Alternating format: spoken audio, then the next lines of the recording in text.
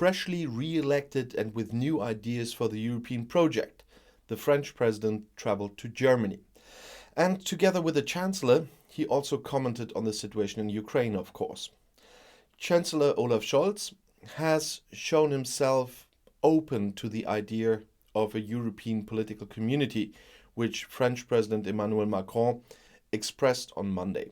However, this should not mean that countries in the Western Balkans that have prospects of joining the EU are prevented from doing so. That's what Scholz said on Monday evening in a joint statement with Macron. The French president came to Berlin for the first foreign visit of his second term, so he made a sign there too. Macron has a new European format in mind.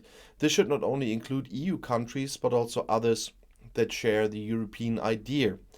According to his ideas, the new political community could also include states such as Great Britain or Ukraine. German Chancellor Scholz said, "I want to say explicitly that this is a very interesting proposal for dealing with the major challenges that we have." At the same time, the Chancellor put the brakes on Macron's calls for treaty changes in the EU.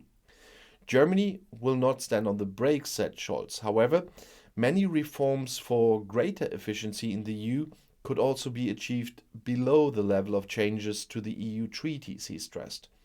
This also includes the abolition of unanimity in the many policy areas. English, wow. Macron also advocated moving to majority decisions in the EU in the areas of fiscal and defense policy.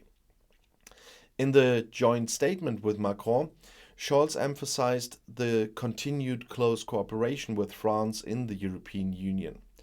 The Franco-German friendship is more important than ever as a driving force, he said.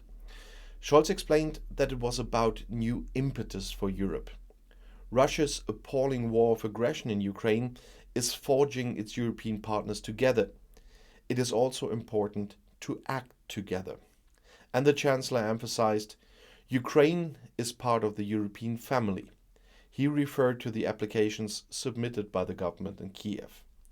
He stated that it was important that de-escalation is now pushed further, at least as far as rhetoric is concerned.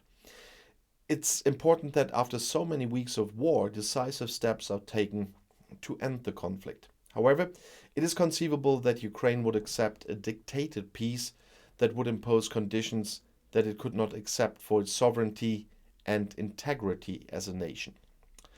Macron also commented on the surprisingly restrained speech by Kremlin chief Vladimir Putin at the Moscow military parade. He still sees no progress in the Ukraine conflict. What we want to achieve is a ceasefire as soon as possible, he said.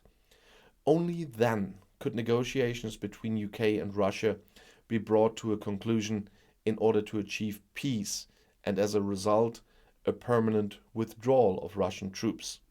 That is our goal, he said. They want to help Ukraine in negotiations, the terms of which they decide themselves. Because our positioning is on the side of Ukraine's sovereignty and territorial integrity, no more, no less, Macron said. This post-armistice negotiation is the only one that will allow peace to be restored. And Europe will have a dual role in this: security guarantees and Ukraine's reconstruction. And that will be a very important part. But first, we need the first part to get to the second. And I'll see you in my next video. Bis gleich.